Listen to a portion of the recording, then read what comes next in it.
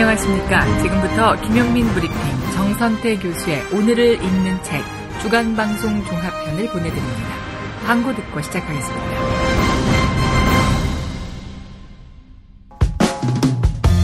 유산균은 똥만 잘 싸게 해주는 게 아니야. 면역력을 높여준다고. 그런데 아무 유산균이나 사 먹으면 되겠어? KOA팜의 시크릿 프로바이오틱스를 먹어봐. 시크릿 프로바이오틱스? 하루 한 알만 먹으면 프리미엄 생균 100억마리가 내 몸 안에 들어오는 거야. 후덜덜 100억마리? 빨리 먹어봐야지. 네이버에서 KOA팜을 검색하시거나 EJ몰에서 찾아주세요. 문의 전화는 010-5220-7924. 내 몸의 적폐청산 새싹 땅콩차가 또 왔어요. 새싹 땅콩차 최초 이벤트 2+1 티백 2개를 사시면 하나 더 드립니다.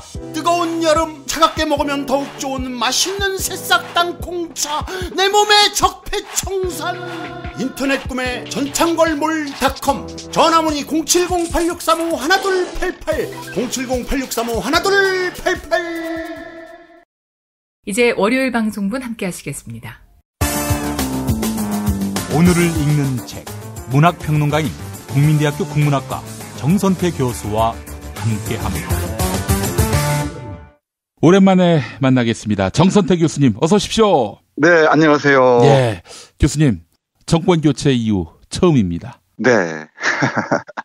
대선 결과를 어떻게 보셨느냐. 오늘 이거를 공통적으로 여쭙고 있는데 교수님 어떻게 맞이하셨습니까? 저는 한국 역사 길게 예. 보면 정조 죽음 이후 그러니까 1801년 이후 예. 현재까지 약 200년이 훌쩍 넘는 세월이죠. 예. 그 세월에 한국 사회가 처음으로 맞이하는 새로운 도약의 시점이 아닌가 그런 생각을 했습니다. 아니 뭐 김대중 대통령, 노무현 대통령 이분들이 당선됐을 때도 그런 감회는 없으셨습니까? 조금 다릅니다. 그때는 진보 세력들이 온전히 권력을 쟁취한 게 아니었잖아요. 김종필 도움, 정몽준 도움 이게 있었죠. 그렇죠. 그리고 또 더군다나 이번 대선은 작년 10월 말부터 시작된 촛불혁명의 결과로서 네. 시민들이 권력을 끌어내리고 새로운 권력을 세운 것이라는 점에서 예. 물론 김대중 노무현의 자산을 이어받고 있긴 하지만 또 그 두 분이 이룬 그간의 업적이나 진정성은 뭐 기념비적이지만 네, 그렇습니다. 그 자산을 토대로 하면서도 한 단계 비약할 수 있는 한국 정치사의 일대 사건이 아니었나 그런 생각을 합니다. 알겠습니다. 자, 교수님 오늘 이제 새롭게 시작하는 시간 첫 작품은 어떤 책일지 상당히 궁금해집니다. 네, 오늘은 가볍게 시작할까 했는데 예. 재밌는 소설이라고 고르긴 했는데 역시나 주제는 무겁습니다. 제 성정이 그래서 그런지 모르겠어요. 좀 달달하고 아름다운 소설이나 이런 작품들도 많이 소개해드리고 싶은데 손길이 잘 안 가네요. 이제 앞으로는 그 방향으로도 좀 신경을 쓰도록 하겠습니다. 그 약속은 시작 때부터 하셨는데 한 번도 이행을 하신 적이 없습니다. 이제 뭐 새로운 세상을 맞이해서 좀 더 여유롭게 그런 방향으로 한눈을 팔 수도 있을 것 같아요. 기대하겠습니다. 자, 교수님 미국 소설가요? 네, 미국의 아이라 레빈이라는 스릴러 작가입니다. 브라질에서 온 소년들은 영화로도 잘 알려져 있어요. 핵심을 말씀드리면 나치의 부활을 꿈꾸는 세력들이 94명의 아이들을 복제해서 세계 곳곳에 히틀러가 자랐던 환경과 비슷한 상황에서 자라게 합니다. 대표적인 게 죽음의 천사라고 하는 맹겔레라는 사람이 있고요. 예. 이 사람을 중심으로 조직한 카메라덴 베르크라는 남미의 나치 전당 조직이 있습니다. 예. 이 조직들의 히틀러 부활의 꿈을 추적해서 밝히는 야고프 리베리만이라는 지식인이 등장합니다. 그래서 이 나치 전범을 끝까지 추적해서 기억을 해야 한다 하고 끝까지 나아가는 그런 아름다운 훌륭한 역사인식이 뚜렷한 그런 네. 기식인이 등장합니다. 정말 재밌습니다. 우리 김 PD가 소설 읽을 시간이 없겠지만은 이런 작품들을 보시면은 아마 소설에 빠지는 계기가 될지도 모르겠어요. 제가 이걸 고른 이유가 우리 새 정부의 핵심적인 과제가 많이 있지만 그 중에 하나가 역사적인 의미에서 보자면 친일 독재 세력들과 어떻게 대결할 것인가. 이 문제가 제가 보기엔 핵심적인 과제라고 생각을 해요. 예. 근데 이게 만만치 않습니다. 쉽지도 않을 거고요, 당연히. 예. 친일파들과 어떻게 대결할 것인가를 생각할 때 예. 하나 좌표 역할을 할 수도 있지 않을까 그런 생각을 합니다. 예. 미리 이렇게 말씀드리면 재미가 없으니까 우리 청취자 여러분들 꼭 읽어보시고요. 예. 제가 이 책에서 고른 한두 구절만 간단하게 소개해드리겠습니다. 야코프 리베르만이라는 그 지식인이 있다고 했잖아요. 예. 그 사람은 부모와 누이들을 집단 수용소에서 다 잃은 그런 사람입니다. 히틀러의 그 야만성에 대해서는 뭐 치를 떨고 있겠죠. 예. 그런 와중에 아우슈비츠에서 생체 실험을 주도했던 이 히틀러 광신자가 이 맹겔레라는 사람이 유전자를 복제해서 히틀러를 다시 만들려고 하고 있잖아요. 예. 그때 야코프 리베르만이 얘기하는 핵심이 있습니다. 자기가 이렇게 나치 잔당들을 추적하고 그 사람들 끝까지 찾아서 응징하고자 하는 건 예. 이건 복수가 아니라 바로 기억하기 위해서라는 겁니다. 이 소설의 중요한 논쟁 부분이 하나 있는데요. 예. 이른바 그 유대인 수호단이라는 사람들이 있습니다. 유대 청년 수호단이라고. 예. 그 사람들은 이제 복수를 얘기하는데 이건 복수가 문제가 아니라 끝까지 기억하는 문제다. 그 구절 한번 잠깐 볼까요? 그러니까 암살이나 이런 게 아니라 그 사람들의 행적들을 끝까지 추적해서 예. 뭐가 잘못됐는지 정확하게 밝히는 게 자신이 할 일이라고 생각하는 거죠. 예. 한번 보겠습니다. 그런 와중에 잔혹했던 홀로코스트는 기억 속에서 점점 멀어지고 그 처참함도 함께 잊혀집니다. 하지만 옛 성현들의 말씀처럼 잊혀진 과거는 반복되기 마련입니다. 그리고 한마디 덧붙이면은 복수만큼이나 달성하기 어렵긴 하지만 내가 원하는 것은 바로 기억입니다. 기억. 네. 계속 반복해서 말씀드립니다만은 우리가 기억에 관한하는 대단히 취약한 경향들이 있는 것 같아요. 역사적 기억에 관해서는. 예. 승리의 기억, 뭐 이런 영광의 기억들도 물론 있겠지만 대신에 우리의 치욕의 기억들, 수치의 기억들, 그리고 학살의 기억들까지도 온전히 복원하지 않으면은 또다시 반복되기 마련이라는 게 작가가 리베르만의 입을 빌어서 강조하고 있는 점입니다. 예. 제가 지난 정권, 그 정말 파렴치하고 무능력한 정권을 우리 시민의 힘으로 끌어내렸다고 말씀드렸는데 끌어내린 것에 그쳐서는 안 되고요. 예. 그 패거리들이 무슨 짓을 했는지 끝까지 추적하고 감시하고 응징하는 그런 방향으로 나가야 할 겁니다. 예. 지금 자유당 세력들의 행패들 한번 보십시오. 아마 쉽게 사라지지 않을 겁니다. 예. 어떤 역사학자가 얘기를 한 걸로 기억하는데요. 저들은 19세기 세계가 변화의 흐름에 있을 때 이 조선 사회를 자신의 권력, 수익 모델로 생각하고 망쳐먹었던 노론 세력들. 예. 그리고 노론 세력들이 일제 식민지하에서는 그대로 친일파로 편입되죠. 그리고 해방 이후에는 또다시 반공 세력으로 화려하게 부활합니다. 그 뿌리가 지금까지 이어지고 있는 겁니다. 예. 이게 얼마나 깊이 박혀 있겠습니까? 저들과의 싸움이 그렇게 만만치 않으라는 것을 알지만 새로운 시대에 외면해서는 안 돼.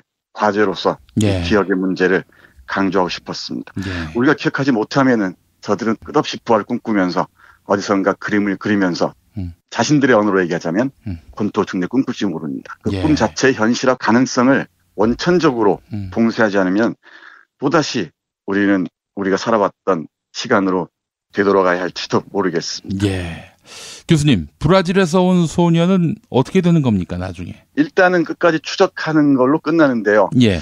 이 마지막 장면이 상당히 흥미롭습니다. 예. 94명의 히틀러를 복제한 어린아이들이 있을 거 아닙니까? 예. 지금 10대가 된. 예. 그래서 어느 정도 추적에 성공했다 생각하는데 예. 마지막 챕터가 그렇습니다. 예. 히틀러를 닮은 소년 하나가 예. 히틀러를 그림을 그립니다. 예.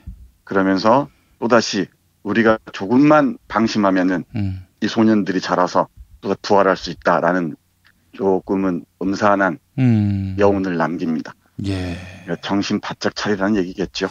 아무리 소설의 영역이라도 히틀러를 복제한 사람이 히틀러와 네. 똑같이 나쁘게 될지 사실은 네. 나쁘게 된다는 것은 여러 학습과 경험을 통해서 만들어진 것이 아닌가 그런 생각이 드는데 뭐 우리 김 PD의 감각이 정말 놀라울 정도입니다. 그 누구 제자인데요? 맞습니다. 여기서도 그 질문을 합니다. 예. 아무리 아버지도 비슷하고 비슷한 조건에서 성장하게 했다 하더라도 30년대 독일 상황이 되는 일은 없을 것이다. 네. 몇 가지 조건이 충족돼야 한다 그러는데 그중에 하나가 그 당시 독일의 군중들이 과연 히틀러를 찬양했던 군중들처럼 맹목적인 군중들이 출연할 것인가. 예. 그러지는 않을 것이다 라는 얘기죠. 예. 그러니까 시민들이 요즘 제 용어로 쓰자면 다중들이 예. 눈을 부릅뜨고 있는 한은 아무리 히틀러 유전자를 복제한다 하더라도 부활은 불가능하리라고 보는 거죠. 그럼에도 다른 형태로는 또 얼마든지 재기를 꿈꾸는 자들이 예. 있을 줄 압니다. 예. 박정희를 한 90명 넘게 복제를 한다 한들 2017년에 과연 70년대, 60년대 맹위를 떨쳤던 그 박정희가 부활할 것인가. 근데 부활할 것이라고 믿는 사람들이 태반 아닙니까? 네, 있죠. 있고 이제 그 꿈 자체가 얼마나 무망한지를 우리 시민들이 끈질기게 야코프 리베르만처럼 추적해야 되고요. 예. 그리고 그 야코프 리베르만을 돕는 젊은 청년들처럼 끝까지 직시해야 할 줄로 압니다. 예. 자, 우리 교수님 말씀처럼 자유한국당, 이 망각과 보렴치와 욕망에 기반을 둔 그런 정치 세력 아니겠습니까? 진짜 프랑스 혁명같이 단두대가 동원되는 이런 혁명이 아니기 때문에 사실 저자들이 아직도 큰 소리 치고 다니는 건데 지지율이 뭐 한 10% 이내로 묶여 있는 상태에도 말이죠. 이런 청산해야 할 세력들과 동거하고 있는 이런 상황에서 우리 시민들이 이 경각심을 늦추지 말아야 되겠다 이런 생각을 또 해보게 됩니다. 네, 맞습니다. 제가 어지간하면은 이제는 사람들 좀 덜 미워하려고 그러는데 그 세력에 속한 사람들은 왜 이렇게 하나하나 미운지 모르겠습니다. 예. 이게 단순한 감정의 표현을 쓴 미움이 아니겠죠. 갈피를 못 잡는 것일 수도 있고요. 공포심에 쩔어서 앞날이 안 보이니 지금 눈가리개를 쓴 상태에서 아무거나 휘둘러보자 이런 심사는 아닌지 하는 그런 생각도 들고요. 그렇게 볼 수도 있겠지만 제가 보기에는 이 소설의 맨 마지막 장면처럼 뭔가 또 은밀하게 무슨 일을 획책하고 있는지도 모르죠. 예, 알겠습니다. 하여간 브라질에서 온 소년들을 통해서 60년대, 70년대에서 온 노년들을 우리가 분명히 기억하고 감시해야 될 것 같습니다. 네, 맞습니다. 자, 정선태 교수님 또 내일 뵙도록 하겠습니다. 네, 고맙습니다. 브라질에서 온 소년들과 함께했습니다. 그거 알아? 박대리가 군뱅이를 먹는다며? 홍보팀 오과장도 군뱅이를 먹는다는데? 우리 회사 유명 애주가는 다 먹네? 군뱅이를 먹는 게 아닙니다. 술친굼을 먹는 겁니다. 한의사가 인정하는 간에 좋은 국산 군뱅이. 거기에 헛개, 강황, 울금까지 애주가들의 핫 아이템이 모두 들어갔습니다. 후기가 좋은 이유가 있습니다. 술친굼. 네이버에 술친굼을 검색하세요. 친구 술친굼. 골반 잡자 바로 잡자 바디로직. 허리 통증 바로 잡자 바디로직. 몸매 교정 바로 잡자 바디로직. 자세가 좋아지는 골반 교정 타이즈 바디로직. 검색창에 골반 교정 바디로직. 삐딱한 남성 골반 허리에도 역시 바디로직입니다. 바디로직의 효과를 못 느끼셨다면 100% 환불해드립니다. 자세한 환불 조건은 홈페이지를 참조하세요. 이제 화요일 방송분 함께 하시겠습니다. 오늘을 읽는 책, 문학평론가인 국민대학교 국문학과 정선태 교수와 함께합니다. 국민대학교 국문학과 정선태 교수님 만나겠습니다. 교수님. 네, 안녕하세요.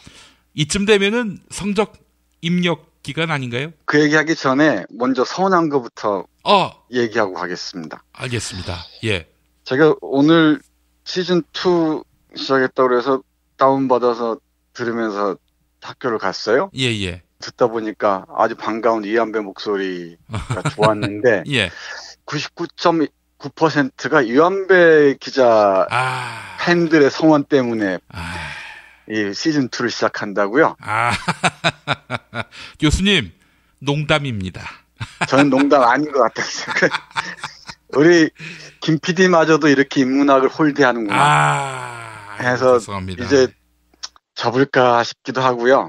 아이고, 교수님 죄송합니다. 제가 말을 취소하고 이완배 기자의 지분을 51.6% 정도로 하향 조정하겠습니다. 나머지는 다 교수님 덕으로 하겠습니다. 인생이 다 정치 아니겠습니까? 그래요. 근데 정치 그렇게 하지 마세요. 알겠습니다. 교수님, 그 성적 입력철이 가장 곤혹스러운 시기가 아니십니까? 맞아요. 오늘도 마지막 기말고사를 치르고 예. 성적을 얼추 마무리했습니다. 이제 기말 에세이를 보는 게 남았는데 예. 제 매 학기 가장 기대되는 순간이기도 합니다. 우리 학생들의 에세이를 보는 시간이죠. 예. 무슨 고민을 했는지 어떤 생각을 했는지 또 우리 청년들에게 깃들어 있는 고민은 무엇인지를 듣는 게 또 이런 시간이기도 해서 다른 선생님들은 좀 힘들어 하시는 것 같은데 저는 이게 설레는 시간이기도 해요. 근데 평가라는 게 이게 상대평가가 기준으로 주어지잖아요. 예. 못마땅해요. 왜 그걸 상대평가로 해서 줄을 세우라 그러는지. 예. 그게 좀 못마땅해 한데. 예. 아무튼 저는 기말이 우리 학생들 한 학기 동안의 사연들 듣는 게 고맙기도 하고 귀하기도 하고 그런 시간입니다. 예. 네. 평가는 안 할 수 없긴 하지만 줄 세워야 하는 평가가 온당하다는 식의 상대평가 예찬론, 저는 절대 동의를 할 수 없고요. 물론이죠. 이거 사람이 다 생각이 다르고 또 인식하는 방향이 다를 수 있는데 그걸 어떻게 줄 세우라고 하는 건지, 이건 사실 좀 새로운 시대에 걸맞지 않는 평가 방법인 만큼 수술이 필요하지 않을까 이렇게 생각이 들고요. 그건 저한테 묻지 마시고 이완배 기자한테 물어보십시오. 제가 그냥 교육부 장관 하면 안 됩니까? 어쩌면 저. 예, 알겠습니다. 김상곤 새 교육부 장관 후보자가 그런 철학이 있는 분으로 알고 있으니까 한번 기대해 보도록 하고요. 교수님, 오늘 어떤 책 소개해 주시겠습니까? 네, 제가 사실 지난 해를 통감해서 하도 다급하게 지나서 시사적인 문제와 직접적인 관련이 없는 책들도 많이 소개하고 싶다라고 생각을 했었는데 정작 시작하고 보니까 그렇지가 않아요. 탈핵 문제도 얘기하고 싶고 또 문정인 특보가 얘기한 미국과의 관계 설정 문제도 얘기하고 싶고 참 할 얘기가 많은데 그래도 이 얘기는 또 하고 가야 될 것 같습니다. 제가 오래전부터 여러 번 강조했었는데 우리 루신의 페어플레이는 아직 이르다 얘기하면서 물에 빠진 개는 두들겨 패야 된다라고 여러 차례 강조를 했던 걸로 기억합니다. 지금도 그 생각은 변함이 없고요. 네. 오늘은 슈테판 츠바이크가 쓴 장편소설 초조한 마음을 여러분에게 소개해드리면서 우리에게 연민이라는 게, 동정이라는 게 얼마나 위험한지 이 말씀 좀 들어볼까 합니다. 예. 슈테판 츠바이크는 오스트리아에서 태어난 유명한 전기 작가입니다. 예. 로맹 롤랑이나 마리 앙뚜아네트 이런 사람들, 그리고 발자크, 디킨스, 도스텝스키에 관한 걸출한 글들도 있고요. 특히 자서전 어제의 세계라는 게 아주 유명하게 잘 알려져 있습니다. 예. 제가 오늘 소개해드릴 초조한 마음은 연민의 사상이라 할까요? 이 연민이란 무엇인가? 연민이 얼마나 파괴적인가? 연민의 올바른 길은 무엇인가를 얘기하는 심리학적인 정말 제가 보기에 뛰어난 책입니다. 문장도 대단히 아름답고요. 그리고 심리학적 깊이, 철학적 깊이도 아주 탁월하고요. 아울러 말씀드리면 번역도 아주 좋습니다. 이 초조한 마음을 인문학 홀대하시는 김 PD가 읽어줄 리는 만무하지만 간곡하게 읽어주시길 바라면서 예. 오늘 이 말씀 드릴까 합니다. 예. 언젠가 동네 우리 동무들하고 같이 맥주 한잔 하면서 얘기하는데 박아무개라는 사람이 수갑을 차고 나와 있는 그 사진을 보고서 불쌍하다 그래요. 불쌍한 건 뭐 여러 가지 사람들의 감정의 결의 차이긴 하겠지만 그게 만약에 정치적인 동정의 의미를 받아들여진다면 동의하기 어렵다. 이렇게 얘기해서 잠깐 논쟁이 벌어진 적이 있습니다. 불쌍한 인간에게 인간이 이렇게 동정을 베푸는 건, 연민을 베푸는 건 인지상정이 아니냐라는 거죠. 저는 그게 아니다라고 얘기했었습니다. 우리가 연민이라는 말의 사전적 정의는 가련하고 불쌍하게 여기다 이런 뜻이잖아요. 근데 그 연민이나 동정의 대상이 누구인지도 물론 물어야 되지만 그 연민이나 동정을 하는 주체의 포지션이랄까 스탠스가 뭔지도 물어야 됩니다. 대단히 중요한데요.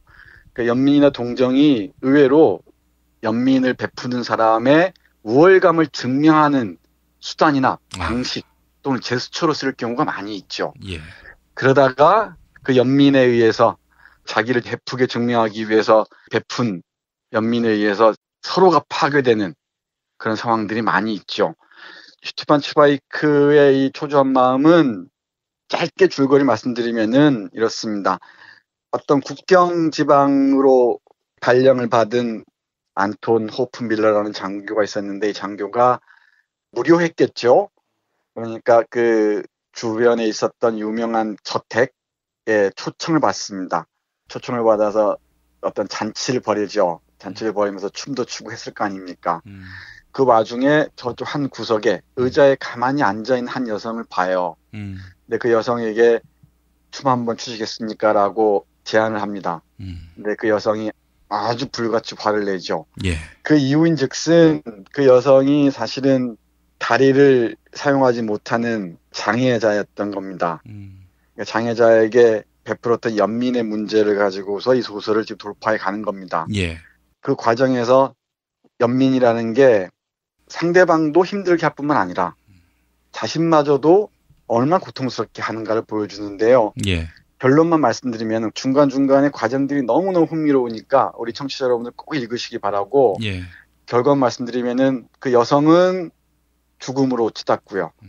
그 남성은 결국은 자신이 베푼 연민의 대가를 톡톡히 치르는 걸로 끝납니다. 일단 그 정도 말씀드리고 제가 한 구절만 소개하면서 우리 새 정부가 처한 상황에서 가벼운 연민이 얼마나 무서운 결과를 초래할지 한번 말씀드리고 싶습니다. 아까 말씀드렸던 저택에 부잣집 한 여성이 있습니다. 에디트란 여성이 있다고 그랬잖아요. 그 여성의 주치의가 있습니다. 콘도라는 주치의와 우리의 그 주인공 안톤 호프밀러라는 장교가 주고받는 얘기입니다. 잠깐 들어보겠습니다. 모두가 연민에 굴복한다면 이 세상은 제대로 돌아가지 않을 겁니다. 연민이라는 거 아주 위험한 겁니다. 이번 경우에도 당신의 나약함 때문에 어떤 일이 발생했는지 보십시오. 이렇게 콘도가 얘기합니다. 그러니까 우리 안톤이 이렇게 받아칩니다. 그렇지만 어떻게 절망에 빠진 사람을 그냥 모른 척합니까? 저는 그저 점점점입니다. 그러니까 이 콘도 이사가 이렇게 얘기합니다. 그게 아니에요. 책임감을 느껴야죠. 엄청난 책임감이요. 연민에 사로잡혀 다른 사람을 바보로 만든다면 그건 엄청난 책임이 따르는 일이라고요. 상이라면 어떤 일에 관여하기 전에 자신이 어디까지 함께 갈 건지부터 먼저 생각해 봐야 합니다. 남의 감정을 가지고 장난치면 안 되죠.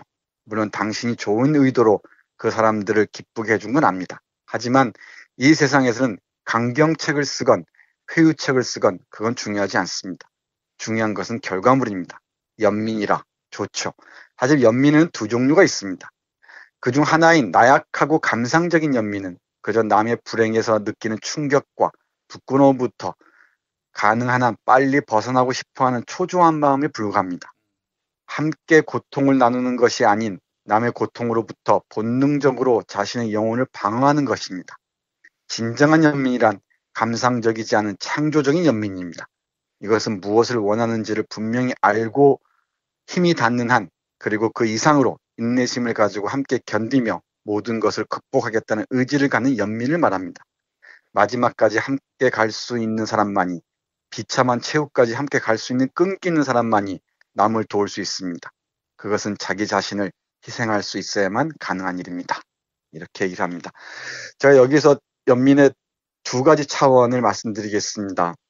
하나는 앞에 말씀드렸듯이 자신의 우월성을 증명함으로써 또는 잠깐의 승리에 도취해서 물에 빠진 개를 불쌍하게 여기는 그런 마음의 연민들, 그리고 물에 빠진 개가 저질렀던 행패들이나 폐악질들을 다 망각한 채 물에 빠진 개를 살려주고 다시 그 개에게 보복을 당하는 그런 딱한 연민이 있고요. 예. 그건 진정한 의미 연민이 아니죠. 그건 파괴의 연민이죠. 서로를 파괴하는 연민입니다.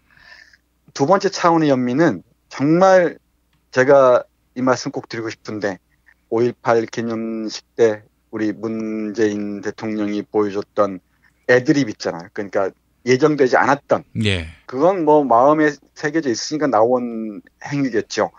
한 여성을 안아주는 모습 있지 않았습니까? 그거야말로 저는 정말 창조적인 연민 또는 자신의 삶 속에 깃든 연민을 생각하는데 이 연민을 끝까지 갖고 가기 위해서는 그리고 끈기 있게 사회적 약자와 함께하기 위해서는 첫 번째 차원의 연민들, 그러니까 내가 우월성을 증명하는 방식으로서 연민들 있잖아요. 물에 빠진 개나 사회적 약자들 내가 우월한 입장에서 그냥 잠깐 보호해준다는 차원으로 그치는 연민과는 완전히 차원이 다르죠. 저는 슈테판 츠바이크의 초조한 연민을 보면서 그 생각을 했습니다. 우리 김 PD는 어떤 생각인지 모르겠지만 요즘 우리 언론이나 사법 쪽이나 정치 쪽이나 이런 사람들이 뭐 눈먼 사람들처럼 아무렇지도 않게 행동하는 것 같지만은 예. 제가 보기에는 이 사람들 만만치 않습니다.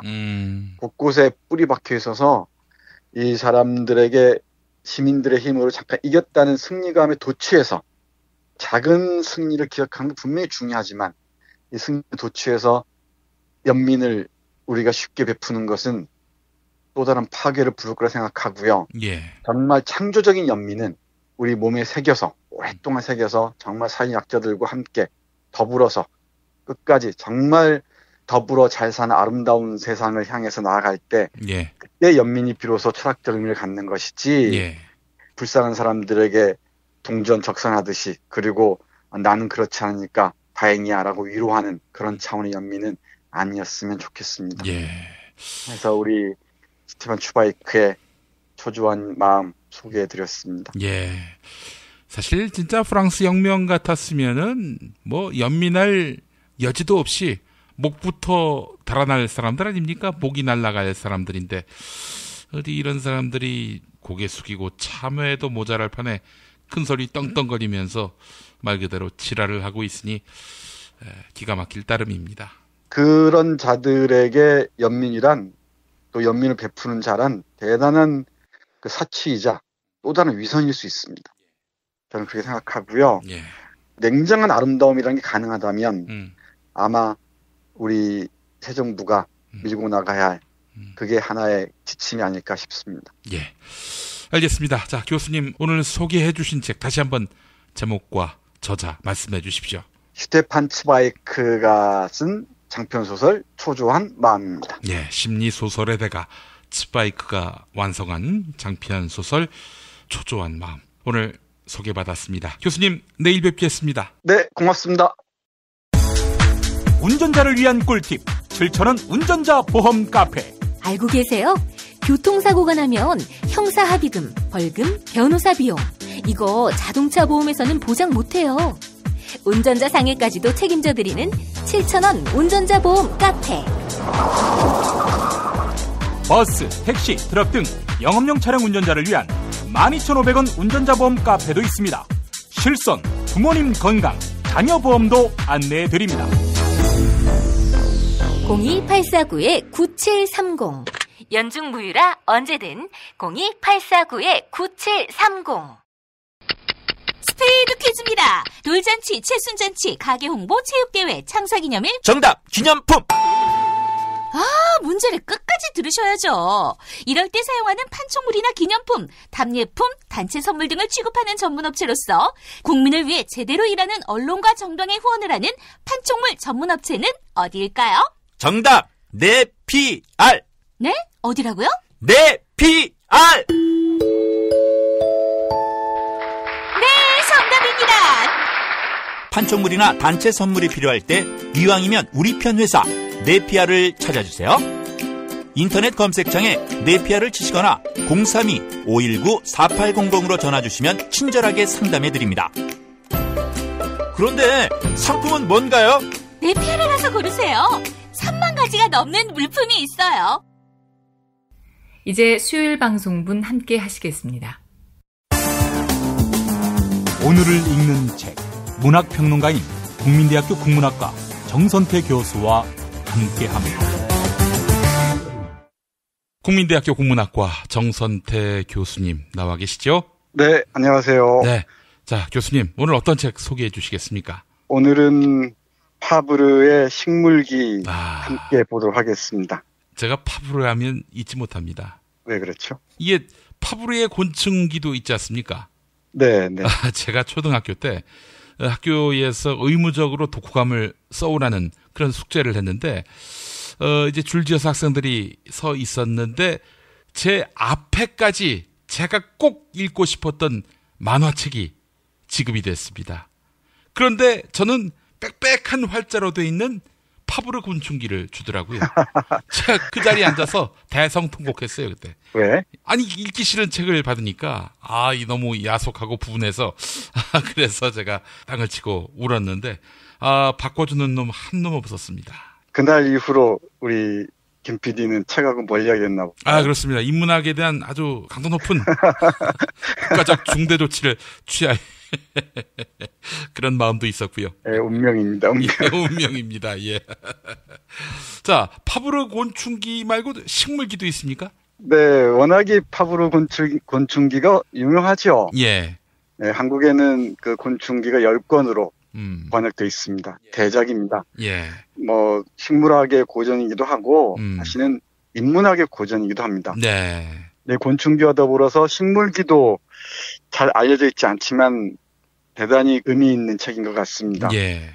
곤충기도 우리 김 PD는 안 읽어서 모르시겠지만은 만화가 아니어서 네. 곤충들의 삶을 통해서 인간의 삶들을 되비쳐 보잖아요. 예. 네, 식물기도 역시 마찬가지입니다. 오. 식물들의 생태들을 아주 촘촘히 살피면서 식물학적 지식을 쌓고 예. 그 식물학적 지식의 바탕을 두고 상상력을 발휘합니다. 예. 이 파브르 하면은 곤충학자인 걸로 알고 있는데요. 네, 맞습니다. 곤충학자이면서 식물학자이기도 합니다. 뭐 이른바 박물학자죠. 그러니까 여러 자연의 대상들에 대해서 예. 친밀하게 느꼈던 모양입니다. 예. 이 책을 보면은 재밌는 이야기들이 참 많은데요. 예. 식물들 하나하나의 생태 어떤 특성들을 보면서 뛰어난 공감 능력, 상상력, 공존 능력, 예. 대화 능력까지 뭐 우리가 미처 예상치도 못했던 사연들을 들을 수가 있습니다.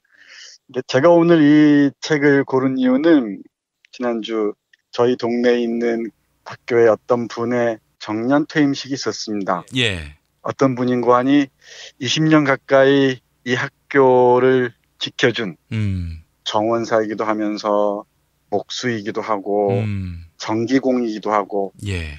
왜 우리 학교 가면은 모든 주탁거래 해주시는 분 있잖아요. 그렇죠. 책상들 부서지고 그러면 다 고쳐주고 아이들이 문을 함부로 여닫다가 고장나면 또 고쳐주고 형광등 나가면 그거 다 바꿔주시고 예. 어떤 분이죠. 이런 분들은 대개 날개만 안 달았지 천사 같은 분들 아닙니까? 네, 맞습니다. 그러니까 학교 행정실에서 정말 그 긴 세월 동안 학생들하고 호흡하면서 예.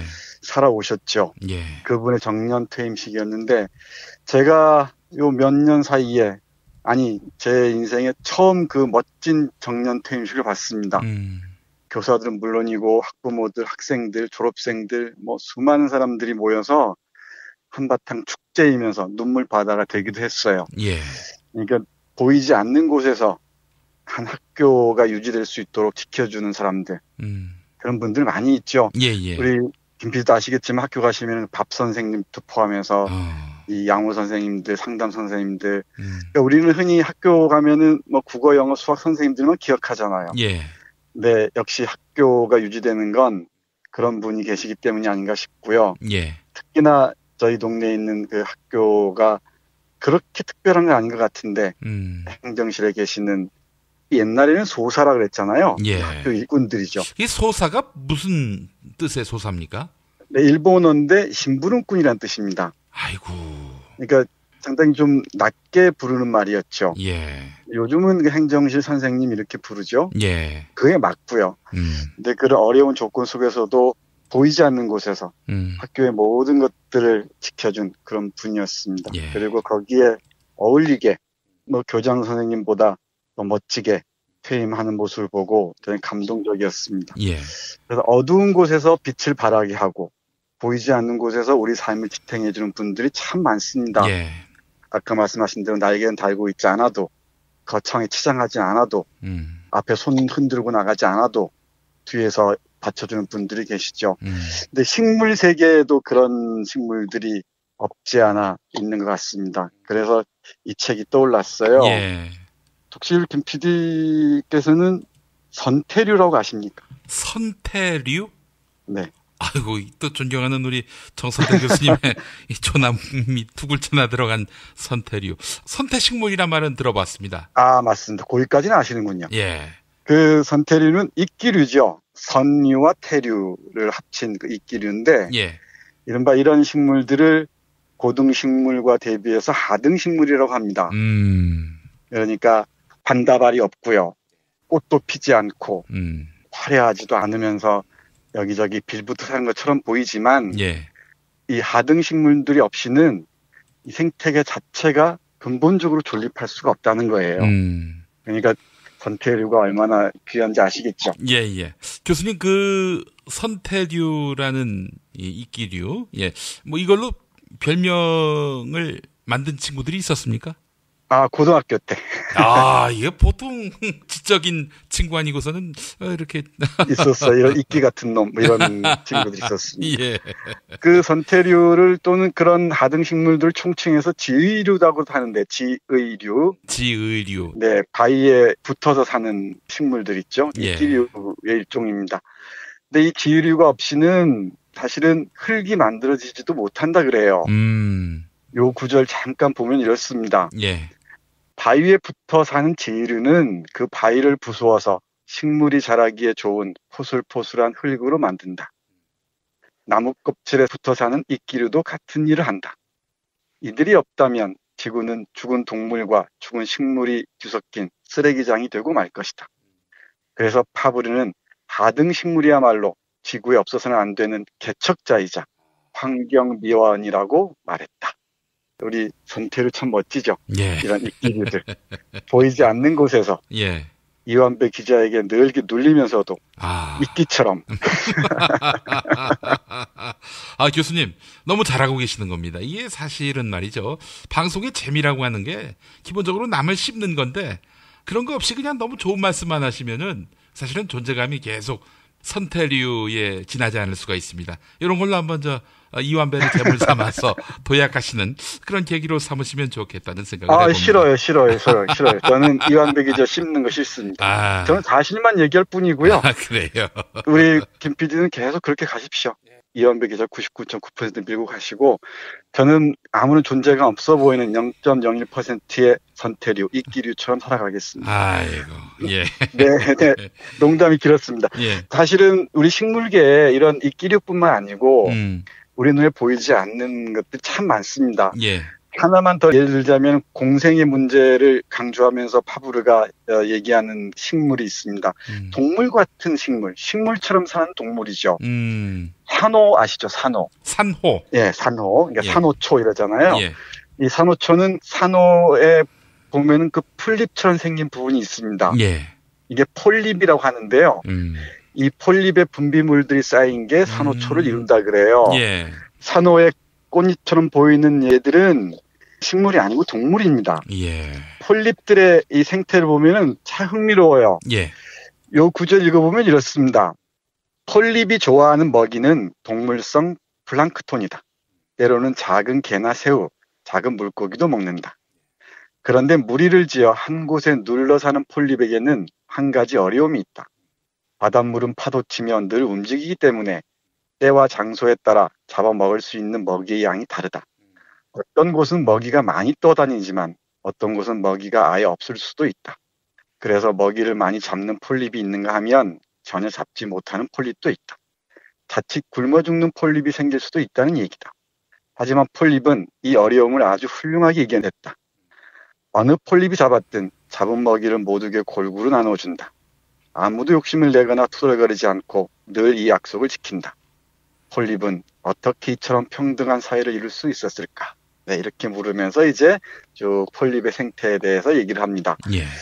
사실 식물들의 세계를 얘기하자면 인간들이 참조할 부분이 참 많죠. 그래서 식물적 상상력을 동원한다면, 우리가 조금만 발휘할 수가 있다면 이 폴립의 삶에서 조금 더 많이 가진 사람이 조금 모자라게 가진 사람들과 함께 나누고 공생하고 더불어 사는 삶을 우리가 그릴 수도 있을 것 같습니다. 예. 그리고 하등동물이라고 이렇게 평가절하되는 이 이끼류들을 통해서도 이 이끼류가 없이 식물 세계가, 생태계가 지탱하기 어렵다는 걸 안다면 인간 사회에서도 정말 바닥이죠. 바탕에서 우리 삶을 지탱하는 여러분들께 감사하고 고마움을 표하면서 그런 사람들에게 응분의 대가를 우리 사회가 지불하면서 그 사람들과 함께 더불어 사는 방식을 우리가 상상해야 되지 않을까, 그런 생각을 합니다. 예. 연관 검색어가 아니라 연관 검색책 하면은 크로포트킨의 만물은 서로 돕는다, 이거여야 하지 않을까 싶습니다. 네, 맞습니다. 제가 오래전에 말씀드렸었죠. 예. 그러면서 또 마지막으로 우리 파브르가 강조하는 게 금방 우리 김 PD가 정확하게 말씀하신 것처럼 숲은 공존한다고 얘기를 해요. 그리고 경쟁이 아니라 협력이 바로 숲을 숲히게 하는 거란 얘기죠. 예. 이게 바로 금방 말씀하신 크로포트킨이 만물은 서로 돕는다 해서 얘기했던 거 아니겠습니까? 우리 김 PD 정말 대단합니다. 누구한테 배웠는데요? 제가 아주 갈수록 뿌듯합니다. 예. 이런 숲에서 말도 못하고 생각이 교류되는 존재도 아닌 이런 식물들, 미물들이 공존의 미덕을 한다. 이게 자기만 살고 남은 죽어도 된다고 믿어 의심치 않는 우리 인간들을 상당히 부끄럽게 만듭니다. 물론입니다. 우리 파브르가 늘 얘기하는데요. 숲 앞에, 이 식물들 앞에, 자연 앞에 겸손할 때 비로소 인간은 인간일 수 있다는 거죠. 네. 숲의 상상력에서 배울 수 있는 게 공존과 조화의 문제, 그리고 경쟁을 넘어서 서로 협력하고 도울 때 훨씬 더 풍성한 세상을 이룰 수 있다는 게 이 파브르의 우리 김용민 브리핑에 던지는 메시지이자 가르침이 아닌가, 그런 생각을 합니다. 네. 여당이었을 때나 이제 야당이 됐을 때나 한결같이 상대는 죽어 없어져야 한다라고 생각하는 어떤 당에게 참 좋은 책이 될 것 같습니다. 근데 이 아름다운 식물 얘기하는데 그 얘기 하시는 건 참 마음에 안 들어요. 근데 저 사람들은 철저한 사익 집단들입니다. 합리적인 대화가 불가능하다고 저는 생각을 해요. 예. 근데 여기에서 우리가 합리적으로 상식적인 언어로 대화한다? 저는 정말 멀었다 생각합니다. 그러니까 페어플레이가 아직 이른 이유, 또는 불가능한 이유는 페어하지 않기 때문이에요. 예. 제가 어제 오늘 막 화가 났었는데 문정인 특보의 말을 두고 저 퇴행적인 언론들과 정치인들이 쏟아내는 발언들을 보십시오. 그자들에게 이 아름다운 식물들의 얘기가 어떻게 가당케 하겠습니까? 맞습니다. 예. 근데 이 식물들의 속삭임에 귀를 기울이고 식물들이 공존과 협력하는 방식에 조금이라도 눈길을 준다면 저러진 못할 겁니다. 알겠습니다. 자, 오늘 귀 기울여 들을 사람들에게 보내는 책 파브르의 식물기 함께 했습니다. 자, 정선태 교수님 오늘 말씀 잘 들었습니다. 네, 감사합니다. 내일 뵙겠습니다. 다이어트는 결국 먹는 게 문제다! 걱정 마세요. 다이어트 전문샵 비타샵에서 빼요빼요 다이어트 캡슐이 나왔습니다. 빼요 다이어트가 뭐예요?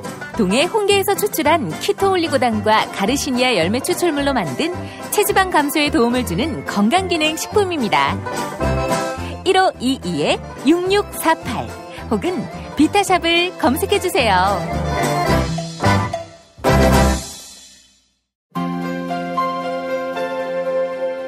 이주노동 희망센터 이사 권영국 변호사입니다. 이주노동 희망센터는 동남아시아 저개발 국가의 이주노동자들과 함께하고 있습니다. 시골 오지 마을에 학교를 만들고 마을 주민들이 공동체를 이루어 운영하도록 돕습니다. 포털 검색창이나 페이스북에서 이주노동 희망센터를 검색하시어 후원회원이 되어주세요. 노동 존중 생산과 소비를 통한 사회연대를 추구하는 문자당이 함께합니다. 이제 목요일 방송분 함께 하시겠습니다. 오늘을 읽는 책, 문학평론가인 국민대학교 국문학과 정선태 교수와 함께합니다. 정선태 교수님 만나겠습니다. 교수님. 네, 안녕하세요. 예. 자, 6월도 이제 3분의 1이 지났고요. 이제 말일을 향해 가고 있는데, 또 말일로 가면은 2017년에 또 반이 가는 셈이 됩니다. 네. 역사의 길이 남을 2017년 상반기가 아닐까 싶은데 말이죠. 그러게 말입니다. 그런데 시간 참 빠르죠? 예. 아마 김 PD가 느끼는 시간 감각보다는 제가 느끼는 시간 감각이 훨씬 예민할 겁니다. 예. 이거 나이 탓이기도 할 테고요. 살 날보다 갈 날이 더 빠른. 예. 그러게 말입니다. 그 심리적인 것인지 확실히 시간이 빨리 가는 것 같아요. 그래서 오늘은 시간 얘기 좀 해보겠습니다. 예. 우리 김 PD 요즘 어떻게 좀 한가하신가요? 아니면 여전히 정신없이 바쁘신가요? 아, 그래도 예전에 하루에 한 3개씩 올렸는데 한 번 올리니까 그나마 좀 네. 여유롭습니다. 그 여유로운 시간에 뭐 하십니까? 혹시? 뭐 책을 읽고 교양을 다지면 참 좋겠지만 미안해요. 예. 열심히 살고 있습니다. 예. 네.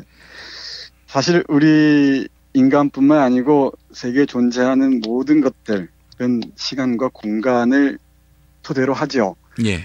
시간과 공간을 전제하지 않은 존재란 불가능하다고 얘기를 하니까요. 예. 그러니까 크게 보면은 천문학적 시간에서부터 작게 보면 우리 일상의 시간까지 시간 속에서 일정한 공간을 점유하면서 살아가는 게 존재들의 모습일 겁니다. 예. 근데 혹시 우리 김 PD님 모던 타임스라는 영화 보셨습니까? 예, 그건 봤습니다. 찰리 채플린이 나오는. 네, 그렇습니다. 그 찰리 채플린의 대표적인 작품이고 뭐 근대란 무엇인가 설명할 때 빠짐없이 등장하는 걸작에 속하죠. 예. 네, 혹시 이 모던 타임즈의 주인공이 무엇 또는 누구인 것 같아요? 노동자 아닐까 싶은데. 네, 가깝습니다. 뭐 채플린이기도 할 테고 노동자이기도 할 테고, 근데 제가 보기에는 시계 같아요. 아, 시계. 예. 네, 우리 그 모던 타임스 보면은 첫 장면쯤에 시계가 크게 등장하잖아요. 예. 사실 많은 사람들이 얘기하지만 근대를 지배하는 가장 악명 높은 독재자는 시계다 얘기하는 사람들이 많습니다. 예. 시계의 명령에 따라서 우리는 끊임없이 움직이고요. 시계에 의해서 분할된 시간에 따라서 우리는 조금의 낭비도 없이 시간을 살아내지 않으면 안 된다라는 강박에 시달리기도 하고 그러죠. 예. 혹시 그 미하일 옌데라는 사람이 쓴 모모라는 소설도 기억하시죠? 예. 네, 워낙 유명한 작품입니다. 스테디셀러이기도 하고 베스트셀러이기도 하고, 이 모모는 근대 세계와 시간의 문제를 철학적으로 고찰한, 제가 보기에는 아주 걸출한 작품 같아요. 예. 거기에 이 회색 신사가 등장합니다. 시간을 빼앗는 사람이죠. 예. 모모와 그 주변에 있는 사람들의 시간을 빼앗아서 모조리 그 사람들이 여유를 즐기고 사람들과의 관계를 즐기는 그런 시간들 다 박탈해버려요. 시간을 저축하라 그러고 시간을 어딘가에 다 맡기라 그러고, 그러면서 이 사람들의 행동을 다 규율합니다. 질서 있는 생활 속으로 다 몰아넣어버리는 것이죠. 예. 그러니까 이른바 여유라는 게 있을 리가 없겠죠. 저런 모던 타임스나 이 모모나 얼른 떠오르는 이런 영화나 소설을 봐도 시간을 얘기하는 좋은 작품들, 뭐 영화든 소설이든 예. 참 많습니다. 근데 제가 오늘 고른 이 데이 그리피스의 시계 밖의 시간은 동서양의 신화부터 시작해서 소설, 문학, 그다음에 이 역사, 철학들을 아우르면서 과연 근대의 시간이란 무엇인가, 진보의 시간이란 무엇인가, 예. 이런 질문을 던지고 여기에 대해서 야생의 시간, 자연의 리듬의 시간을 회복하자고 주장하는 제가 많이 아끼는 책입니다. 예. 사실 우리가 근대라고 얘기하면은 막연히 좀 어렵게 생각하는데 우리와 가장 가까운 시대를 생각하시면 되고요. 그러니까 경제적 근대, 사회적 근대, 정치적 근대 이런 얘기를 할 수 있죠. 지금 우리의 삶의 양식과 유사한 형태가 출현한 그 시기를 그냥 근대라고 거칠게 일컫기로 하겠습니다. 예. 그 성격을 근대성이라 얘기를 하고요. 바로 그 근대성을 지배하는 게 이 시계라고 얘기하는데 그 시계를 우리에게 전면적으로 들이밀면서 그 명령에 복종하도록 요구한 건 두말할 필요 없이 자본일 겁니다. 예. 이 자본의 자신의 이유를 최대화하기 위해서 우리들의 시간들을 화폐 시간으로 바꿔버리도록 했던 것이죠. 예. 이 제이 그리피스는 그러면서 이 시계 밖의 시간을 사유하라고 얘기를 합니다. 시계 안에 있는 시계에 의해서 길들여진 그런 시간이 아니라 정말 우리의 고유의 시간이 없는가, 고유의 시간이 있다면 무엇인가를 고민하라고 얘기하는 거죠. 예. 사실 우리 개개인들이 대단히 고유하잖아요. 고유한 존재들이고 고유한 삶의 결을 다 갖고 있고 그걸 이제 우리가 문이라고도 얘기합니다. 언젠가 말씀드렸듯이 사람의 문이라는 게 인문이라고 그랬잖아요. 그 사람들이 각각이 가지고 있는 고유의 문을 회복하는 게 제가 보기에는 인문학의 핵심이 돼야 한다고 생각을 해요. 예. 근데 그 고유성을 간직하기 위해서는 그 고유한 시간도 우리가 가질 수 있어야 합니다. 근데 이 고유한 시간들을 우리는 다 화폐의 명령에 빼앗겠다는 게 제이 그리피스의 진단이고 또 시간을 얘기하는 철학자들의 진단이기도 하고요. 또 문학자들의 진단이기도 합니다. 나중에 언젠가 디킨스의 어려운 시절이라는 소설을 얘기할 때 다시 말씀드리겠습니다만은 학교의 시간이라는 게 대표적이죠. 학교에서 정확하게 분할된 시간에 의해서 우리는 행동하고 거기에서 질서를 배우고 그리고 똑같은 형식의 시간을 내면화합니다. 그래서 우리의 삶이나 기억들도 평준화하고 균질화되는 경우가 참 많이 있습니다. 예. 결국은 시계 밖의 시간을 사유한다는 것은 개인들이 개성적이고 고유한 시간을 회복함으로써 결국은 나란 무엇인가, 나의 고유성이란 무엇인가를 고민해 보라는 주문인 것 같습니다. 이 책에서 처음부터 끝까지 일관되게 강조하는 것은 진보의 과정들, 특히 이제 물질 문명의 진보들이죠. 예. 그리고 테크놀로지의 진보 과정들이 우리의 시간들, 고유의 시간들을 다 박탈해버렸고 우리는 이 테크놀로지의 발전에 따라서 우리의 고유성들을 다 양도해버렸다고 얘기를 합니다. 그러면서 우리가 우리의 내면의 고유성을 회복하기 위해서는 야성의 시간, 자연의 리듬과 함께하는 그런 시간을 회복해야 된다고 강조하는 거죠. 예. 말은 참 쉬운데 어떻게 우리가 고유한 시간을 회복할 것인지는 쉽지는 않습니다. 예. 사실 여유로운 시간만 주어져도 우리 김 PD처럼 어떻게든 일을 해야 되고 어떻게든 뭔가 궁리를 해야 되고 그런 경우 많이 있죠. 예. 게으름 자체를 즐기거나 누리는 데는 우리는 대단히 미숙합니다. 아마 그게 근대의 시간관념이 우리를 그렇게 길들인 게 아닌가 그런 생각을 합니다. 그러면서 사회는 자신의 이런 기계적인 이미지, 시계라는 기계적인 이미지로 시간을 만들어서 직선적이고 인공적이고 과도하게 분절된 형태로, 분단위는 물론이고 초단위로 우리를 사고하게 만든다는 거죠. 그러다 보니까 우리는 뭐 저녁이 없는 삶을 자연스럽게 받아들이게 되고요. 예. 사실 뭐 조금만 빈둥거려도 그걸 게으름이나 나태란 이름으로 질타해버리고요. 그런 경우가 많이 있죠. 이런 표준화하고 균일화한 시간성을 넘어서서 어떤 삶을 살 것인지 여러 가지 얘기를 하는데 제가 강조하고 싶은 것은 저녁 있는 시간이나 칼퇴근 얘기를 많이 하잖아요. 예. 그리고 유연성 얘기하면서 뭐 여러 가지 시간을 둘러싼 노동 시간을 둘러싼 문제들이 제기되고 있는 것 같긴 한데 사실 시간은 우리에게 자연스럽게 주어지는 게 아니고 이거 역시 쟁취하는 것이라는 겁니다. 쟁취의 방향성은 두 가지인 것 같습니다. 하나는 우리의 시간을 약탈하는 자들이 누구인가를 묻는 거죠. 그러니까 과도한 노동을 통해서 우리 시간들을 빼앗아가는 그게 무엇인지를 묻는 거죠. 예. 그게 하나가 있고 또 하나는 과연 내가 내 고유의 시간을 얼마나 갖고 있는가. 그리고 이 고유의 시간이 내 삶의 무늬를 새겨가는데 어느 정도 영향력을 발휘하고 있는가를 물어야 한다는 거죠. 예. 하나의 방향성은 밖으로 내 시간을 빼앗는 자들이 누구인지 질문해야 되고요. 예. 안으로는 과연 내가 내 고유의 시간들을 어디서 찾을 수 있을 것인지 물어야 한다는 겁니다. 그리고 이 두 가지 질문에 대답하는 게 시계 밖에서 시간을 사고할 수 있다고 얘기하는 것 같아요. 조금 어려운가요? 아니요. 쉽게 얘기해서 뭐 내일이나 모레, 길게는 한 달, 1년, 10년 그 사이에 내가 이 시간을 주도할 수가 있는가, 시간에 대한 주도권이 나한테 있는가, 이걸 돌아보자라는 교훈을 얻어도 되는 것이겠죠? 아주 정확합니다. 매일매일 놀랍니다. 바로 그러지 못할 때 예. 시간을 어떤 권력에게 맡겨버리는 순간에 우리는 파시즘의 노예가 된다고 그리피스는 얘기를 해요. 속도와 시간은 정확한 관계에 있잖아요. 예. 시간을 줄이는 게 속도의 목표죠. 그래서 여기서 딱 한마디로 정리하자면 속도와 파시즘은 더럽고도 강철 같은 결탁 관계에 있다고 얘기를 해요. 그러니까 우리의 공장에서 우리 노동력을 착취하기 위한 방법으로 속도를 높이잖아요. 그 과정에서 우리의 근육뿐만 아니고 정신의 영역까지도 침탈당한다는 겁니다. 예. 이뿐만이 아니고 이 책은 흥미로운 부분들이 너무너무 많습니다. 예. 내가 뭐 여러 강조해하지 않아도 이 책을 한번 보신다면은 전혀 후회가 없으리라고 생각을 합니다. 예. 읽어드리고 싶은 부분이 참 많은데 한두 구절만 보겠습니다. 예. 이렇게 말합니다. 무엇을 잃었는가? 시간을 누구에게 맡겨버림으로써 무엇을 잃었는가? 다양하고 유연하고 다채로운 시간이었다. 지역 고유의 특색을 지니고 갖가지 리본으로 장식한 장난기 어린 시간이었다.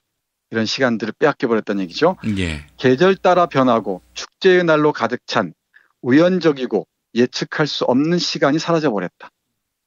이제 시간은 침대 밖으로 내몰림을 당해 공포와 두려움에 떨었다. 편의성에 맞추어지고 식민지화했다. 측량되고 평평하게 가다듬어졌다. 사유화되고 울타리가 둘러쳐졌다. 계산되고 계측되었다. 사고 팔리게 되었다. 저 태양시기에 따라 늘어났다 줄어드는 시간과 계절에 따라 빛깔을 바꾸는 나날은 사라지고 그 자리에 똑같은 너비와 똑같은 길이에 감시당하는 시간의 세월이 들어섰다. 이렇게 얘기를 합니다. 예. 근대에 이르러서 학교뿐만 아니라 공장, 우리 삶의 일상의 영역에까지 이 시계라는 독재자가 등장해서 시간의 향기들을 다 빼앗아 버리고 이렇게 기계적으로 우리의 삶을 바꿔놔 버렸다는 진단인 것 같습니다. 예. 이게 우리의 시간을 도둑질해서 우리를 굴종적 인간으로 대조하려고 했다는 게 그리피스의 판단인 것 같습니다. 예. 한 구절만 더 볼게요. 예. 예를 들면 학교에서도 특히 이런 시간들이 적용되는 경우가 많은데 어린 시절부터 학교에서 우리 어린아이들이 시간을 학습하고 내면하잖아요. 길들여지는 과정들을. 예. 원래 학교라는 말이 놀이와 학교라는 말을 동시에 의미한다고 합니다. 라틴어에서 루두스란 말이. 예. 그리고 스쿨이란 말은 원래 어원으로 따지면은 그리스에서 스콜레, 놀이에서 나왔다 그래요. 그런데 우리 어린 아이들은 학교에서 국가 요구나 종교의 의무에 의해서 설명되지 않는 자유로운 시간, 놀이 시간, 야성의 시간을 다 잃어버렸다는 거죠. 우리가 일상적인 시간에 길들여진 입장에서 보자면 예. 좀 낯설 수도 있습니다만은 개개인이 자신만의 시간, 자신의 향기와 무늬가 있는 시간을 찾는다는 것은 대단히 소중한 작업이고요. 그게 자신이 자신임을 증명하는 하나의 은유나 상징이 되지 않을까 그런 생각도 합니다. 그러니까 우리만의 시간, 자신만의 시간, 그리고 나의 고유한 삶에 깃드는 시간, 그걸 찾아가는 게 무엇인지 생각해야 될 것 같습니다. 예. 이건 역시 장수하고도 긴밀하게 관련되고요. 기억하고도 긴밀하게 관련될 것 같습니다. 예. 제가 조금 마음이 다급해서 조근조근 설명 못 드린 대신 우리 청취자 여러분들께서 이 책은 꼭 읽어주셨으면 정말 감사하겠습니다. 예. 어떻게 하면 내 자신이 시간에 대한 주도권을 회복할 수 있을 것인가, 그거에 대한 답은 이제 각자가 찾아야 될 것 같고, 이 책은 시간은 당신의 것이 아니다라고 일깨워주는 그런 메시지가 담긴 책이라는 생각이 드는군요. 네, 맞습니다. 이 그리피스가 얘기하는 말을 한마디로 제가 간략하게 정리해드리면 이렇습니다. 진보할수록, 그러니까 테크놀로지가 위대해지는 만큼 인간 심성은 초라해지는 것 같다. 그러니까 이 인간 심성, 우리 인간의 마음의 시간성이라는 게 분명히 깃들여 있죠. 이 시간을 우리가 다 빼앗긴 나머지 너무 초라하고 가난한 것 같다. 예. 다 시간을 화폐로만 축적하려고 그러고 사람들의 관계나 내 풍요로운 기억을 되새기는 데는 인색하지 않은가. 그러면서 우리의 심성이나 마음은 점점 초라해지지 않은가 그런 생각을 합니다. 예. 결국은 저녁이 있는 시간을 우리가 되찾자는 것과 관련이 있죠. 예. 이 시간이 많아야 정말 여유롭게 여러 사람과 커뮤니케이션도 할 수 있을 테고 내가 누구인지 질문도 할 수 있을 테고 뭐 김 PD를 포함해서 많은 사람들이 책을 왜 읽어야 하는지 고민하면서 책도 펼쳐볼 테고 물론 만화책을 포함해서입니다만 그런 우리의 권리로서의 여유 또는 게으름을 재사고할 수 있어야 된다라고 우리 그리피스는 강조하는 것 같습니다. 예, 알겠습니다. 교수님 오늘 좋은 책 소개 감사합니다. 네, 고맙습니다. 트럼프는 어떤 사람이에요? 중국은 왜 티베트의 독립을 반대하죠? 일본이 전쟁할 수 있는 나라로 만들기 위해 애를 쓰던데 왜 이러는 건가요? 어린이에게 세계를 읽는 눈을 드립니다. 처음 만나는 국제뉴스 완전 정보. 왜 스웨덴 등 북유럽 국가는 복지 혜택이 많을까요? 이스라엘은 왜 수시로 팔레스타인을 향해 폭격과 테러를 서슴지 않을까요? 왜 남미에는 미국을 싫어하는 나라가 많아요? 이 모든 고민을 시사평론가이자 문화학 박사인 김용민 아저씨가 풀어드립니다. 처음 만나는 국제뉴스 완전 정보. 동산사에서 나왔습니다. 왜 이러는 건가요? 이제 금요일 방송분 함께 하시겠습니다. 오늘을 읽는 책, 문학평론가인 국민대학교 국문학과 정선태 교수와 함께합니다. 정선태 교수님 만나겠습니다. 교수님? 네, 안녕하세요. 예, 자 교수님 오늘 어떤 책 소개해 주시겠습니까? 오늘 책 얘기하기 전에 예. 자유한국당 오행시. 장관이에요, 장관. 창당일에 가장 뜨거운 호응이 아닐까 싶은데요. 네, 김 PD 좋으시겠습니다. 그런 많은 관심을 받아서. 국민들의 관심이 몰려야 진정한 민주공당이죠. 그래. 어쩌면 집단 창작이라고 할 수 있을 만큼 오행시가 정말 기가 막히게 훌륭합니다. 예. 뭐 위트와 해학과 풍자와 비판 가득한 그런 시들이 많네요. 예. 제 생각엔 이걸 모아서 시집을 하나 내도 오행시집 상당히 의미가 있을 것 같습니다. 예. 그리고 자유한국당에는 아주 좋은 선물이 될 것 같습니다. 그리고 시작하기 전에 한 말씀 더 드릴게요. 예. 잠깐 댓글을 보다 보니까 매일매일 한 권씩 책을 읽는 게 너무 힘들다라고 하신 분이 계셨는데 예. 제발 부탁드리는데 책 그렇게 너무 많이 읽지 마십시오. 그냥 하루에 하나씩 제가 소개해드리는 것 그냥 들으시고 아하 그렇구나 하시면 충분합니다. 그리고 그중에 이제 마음에 드는 것이 있거나 이건 대단히 흥미롭겠다 하시는 게 있으면 손 가는 대로 이렇게 읽으시면 됩니다. 예. 너무 걱정하지 마십시오. 세상에 책만 읽고 사는 게 어디 있겠습니까? 예. 사실 우리 교수님의 지론 중에 하나가 인생의 3분의 1은 훅가시다. 이런 말씀을 해주셨습니다. 네. 인생의 3분의 2가 폼이죠. 네. 그런데 이 3분의 1의 내공이 없으면 좀 초라하고 추할 때가 많죠. 예. 그러니까 책 그렇게 많이 읽지 마시고요. 좋은 책들 한 달에 한두 권씩만 읽으셔도 충분한 자양분이 될 겁니다. 예. 그게 아마 3분의 2의 폼을 받쳐주는 3분의 1의 내공이 아닐까 그런 생각을 합니다. 지당한 말씀이십니다. 많이 위로가 되죠? 예, 맞습니다. 예. 김 PD한테는. 정말 안 읽었으면서 읽은 척하는 것도 쉬운 일은 아닙니다. 네. 뭐 한두 권만 읽어도 수많은 지혜를 끌어올릴 수 있는 힘들이 또 있습니다. 이런 세상을 반듯하게 바라보는 사람들에게는 예. 짧은 시 한 편만 읽고도 깊은 진실에 다가설 수가 있죠. 예, 예. 그러니까 책 많이 읽은 저 같은 사람들이 비겁하고 그럴 때가 많죠. 예.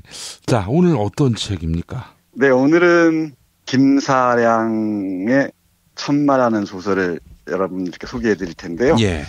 소개하기 전에 우리 김 PD께 질문 한 2개 던져보겠습니다. 예. 식민지 시대 때 일본어로 글을 쓴 작가들이 많아요.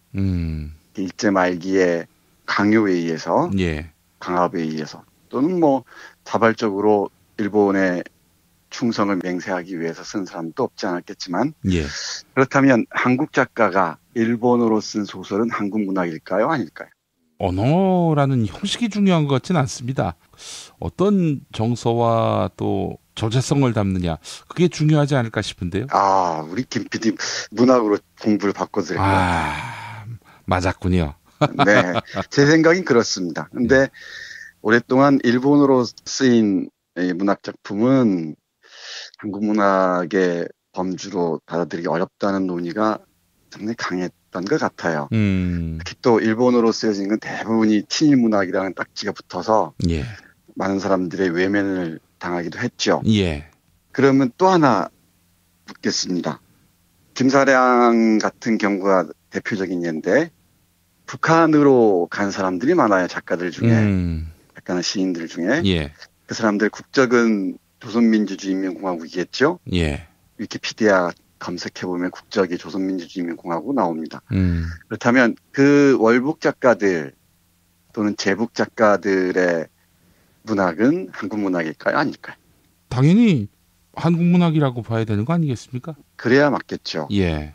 그런데 많은 어려움이 있긴 있습니다. 이제 국민국가를 중심으로 볼 때는 분명히 한국 문학이냐 아니냐 이런 걸 따지기가 참 애매한 지점들이 많이 있죠. 아, 근데 한반도와 그 부속 도서를 영토로 삼는 대한민국의 문학은 북에 있는 작가이거나 남에 있는 작가이거나 모두 다 한국의 범주 안에 넣어야 하는 건 아닌가 이런 생각이 드는데요. 네, 역시 우리 김 PD 훌륭하십니다. 민족 단위로 볼 때는 뭐 그렇게 얘기할 수 있겠죠. 한민족 문학 이렇게. 네, 국민국가로 접근할 때는 좀 어려움을 많이 따르는 게 사실입니다. 예. 그런 애매모호한 지대들이 있습니다. 금방 우리 김 PD 말씀하신 대로 지역 단위로 사고하는 게 훨씬 생산적이겠죠. 예. 한반도 지역에서 생산된 문학, 한반도 문학 이런 것도 가능할 것 같고요. 아무튼 조금 뭐 엉뚱한 얘기를 했습니다만은 이 김사량이라는 작가를 아시는 분은 많지 않을 줄 압니다. 예. 한글로도 작품을 쓰긴 했지만 많은 훌륭한 작품들이 일본어로 쓰여졌어요. 그래서 우리가 또 일본어로 쓰여진 작품들은 대부분이 또 친일문학일 것이다라고 예단하곤 하잖아요. 근데 그렇지가 않습니다. 일본어로 쓰여진 친일문학도 많지만 그게 또 대세를 이루는 것도 사실이지만 제국주의 일본의 언어로 쓰면서도 제국주의의 사상이나 이념들을 비판하는 뛰어난 작품들이 꽤 있습니다. 예. 대표적인 작가가 김사량이고요.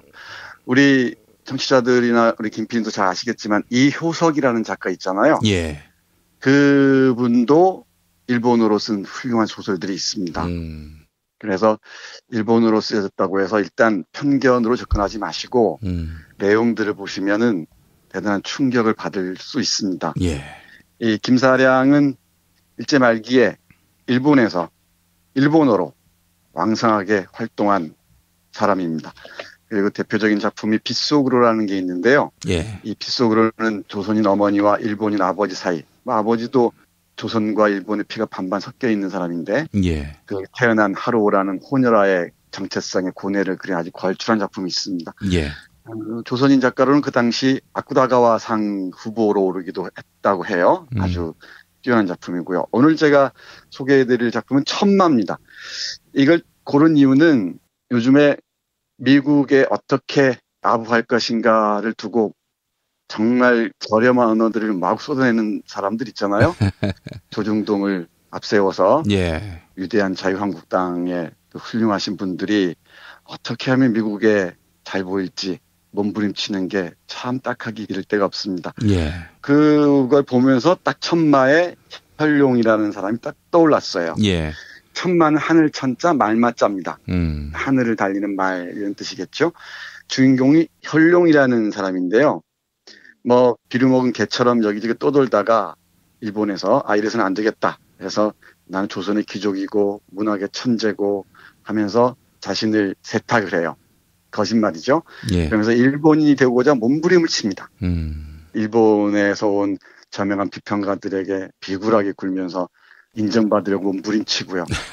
그리고 자신의 욕망을 감추면서 서서히 미쳐가기도 하고 예. 뭐 이런 광기 어린 사람입니다. 일본인이 되지 못해서 몸부림치는 조선인의 비극이죠. 물론 1차적으로는 이런 그 분열증을 앓게 한 일본 제국주의의 식민지 지배가 문제가 되겠죠. 그렇지만 자신의 정체성에 대한 고민이 없이 자신이 어디서 태어나서 어떤 길로 가야 하는지 또 자신에 대한 자존감의 근거지를 튼실하게 확보할 그런 생각은 없이 내지인이 되고 싶어서, 즉 일본인이 되고 싶어서, 일본인들에게 인정받고 싶어서 참 애처로울 정도로, 애잔할 정도로 몸부림치는 게 딱하기 이를 데가 없습니다. 예. 사실 친일파 문제를 얘기할 때마다 떠오르는 이 장면이기도 해요. 줄거리는 뭐 간단합니다. 금방 말씀드린 대로 이 혈룡이라는 사람이 일본인들에게 인정받고 싶어서 몸부림치다가 일본인들이 쉽게 받아들일 리가 없죠. 조센징이라는 열등한 타자가 있어야 자신들의 우월성을 증명할 수 있을 테니까. 예. 결국은 서서히 정신이 시쳇말로 하자면 맛이 가기 시작합니다. 그러다가 어두운 골목길을 걷는데 환청처럼 이렇게 개구리 울음소리가 들려요. 개구리도 신나게 울음소리가 들립니다. 근데 그 소리가 마치 나는 일본이 되고서 몸부림치는데 개구리들마저 조생징하고 아우성 치는 것처럼 들립니다. 그러니까 미치겠죠. 예. 자신은 일본이 되고 싶어 미치겠는데. 그러니까 이 환청에 맞춰서 자신이 이렇게 얘기를 해요. 나는 조생징이 아니야. 나는 조생징이 아니야. 하면서 조선인이기 때문에 생긴 비극에서 온몸으로 발버둥칠 쳐서라도 도망치고 싶어 했다는 거죠. 뭐 요즘 상황들 보면은 미국에 어떻게 잘 보일까를 두고 마치 경쟁하듯이 조중동과 일부 극우 세력들이 보여준 행태가 천마의 혈룡의 행태와 크게 다르지 않다고 생각을 해요. 예. 그러다가 이제 개구리 환청 소리에 놀라서 막 휘청거리다가 나는 조생징이 아니다 일본이라면서 몸부림치는 장면이 있는데 그 마지막 구절 한번 읽어보겠습니다. 예. 그는 팔을 휘저으며 뭐라고 두세 마디 큰 소리로 외쳤다. 그리고 나서 갑자기 살기 어린 단말마의 투우같이 무서운 모습으로 뛰기 시작해 한 집 한 집 대문을 두드리고 다니며 외쳤다. 이 내지인을 구해줘. 구해줘. 그는 숨을 씩씩거리면서 외친다. 그리고 다시 다른 집으로 달려가서 대문을 두드린다. 문 열어 이 내지인을 들여보내줘. 다시 뛰기 시작한다. 대문을 두드린다. 이제 난 조생징이 아니야. 겐노가미 류노스케다. 류노스케를 들여보내줘. 어딘가에서 천둥이 우르릉 쾅쾅 울렸다. 이렇게 마무리되는데요. 자신이 조선인임을 부정하고 이름마저도 혈룡이라는 이름이 아닌 겐노가미 류노스케라는 그 일본식 창씨개명이죠. 일본식으로 이름을 외치면서 나를 내진으로 일본인으로 받아들여달라고 몸부림치는 이 처연한 장면으로 마무리가 됩니다. 예. 이 소설을 읽다 보면은 앞에서 잠깐 말씀드렸듯이 한 인간, 혈룡이라는 인간을 분열증으로 몰아넣은 제국주의의 아주 잔인한 식민지 지배가 1차적으로 비판의 대상이 되겠죠. 두 번째는 자신의 자존감의 근거를 상실해버린 어느 조선인의 슬픈 몸부림, 처절한 몸부림에서 예. 식민지의 그림자가 얼마나 짙은지를 선연하게 볼 수가 있습니다. 예. 사실 일본의 지배에서 어렵사리 해방되자마자 미군정 하에서 남한의 경우 3년 동안 지배를 받잖아요. 그게 지금까지 분단을 겪으면서 의식적인 또는 무의식적인 기반에 바로 친미적인 사고들이 뿌리 깊게 박혀 있는 것 같습니다. 예. 이게 바로 언젠가 말씀드렸습니다마는 친일적인 이 사유의 토대와 친미적인 사유의 토대는 다 같습니다. 형식적으로. 그러니까 누군가에게 의존하지 않으면, 그러니까 누군가에 기대지 않고서는 자기를 증명할 수 없는 자들이죠. 그들은 어떤 강대국에 스스로를 맡김으로써 스스로가 존재할 수 있다고 생각하는 자들입니다. 이게 제가 생각하는 아주 뿌리 깊은 식민지적 무의식이고요. 일본뿐만 아니고 미국도 한국인들에게 식민지적 무의식들을 깊이 각인하려고 온갖 노력을 해왔었죠. 예. 그게 지금 우리 현 상황에서 미국의 기대는 미국에 의존하기 위해서 몸부림치는 자들의 행태의 바탕이 아닌가 그런 생각을 합니다. 예. 2006년 노무현 대통령 발언 중에 지금 교수님의 이 고상한 말씀을 민중의 언어로 어제 풀어낸 부분이 있거든요. 미국한테 매달려가지고 바지가랑이 매달려가지고 미국 엉덩이 뒤에서 숨어가지고 형님 백만 믿겠다. 이게 자주국가의 국민들의 안보의식일 수가 있겠습니까? 그러면서 이제 했던 말이 또 있죠. 모든 것이 노무현이 하는 것만 반대하면 다 정의라는 거 아니겠습니까? 흔들어라 이거지. 흔들어라 저 난데없이 굴러들어온 놈. 예, 그렇게 됐습니다. 야, 요건 아주 정말 천국을 찌르는 멘트였는데 이를 보도하는 언론들이 정말 A부터 Z까지 모두 다 천박한 노무현 이런 이미지를 굳히는데 앞장섰던 그런 기억이 납니다. 네, 그 노 대통령의 언어가 대단히 서민적이지만은 핵심을 찌는 경우가 아주 많죠. 대부분이 그렇고요. 이게 진정성의 문제이기도 하고 사실은 다양하고 깊이 있는 독서에서 나온 것이기도 합니다. 근데 그걸 이제 우리 노무현의 언어가 여기 생성됐던 거죠. 정확하게 읽은 게 맞고요. 바로 그게 기득권 세력들의 집중 포화를 받는 그런 계기가 됐죠. 그게 기득권 세력들에게 두려웠겠죠. 당연히 두렵죠. 얘긴즉슨 옳은 얘기잖아요. 정작 그 말을 수긍하는 순간, 받아들인 순간 자신의 기득권 자체가 무너지리라는 걸 얘들이 왜 모르겠습니까? 그러니까 지금도 그럴 겁니다. 오늘 포털 뉴스 기사 잠깐 보니까 틸러슨 미 국무장관이 사드와 관련하여 한국 내 민주적 절차를 존중한다고 얘기하잖아요. 이렇게 정교하게 치밀하게 우리의 자존감을 구축해 가면서 외교 역량을 펼치는 순간에는 저들도 함부로 하지 못하죠. 왜 함부로 하겠습니까?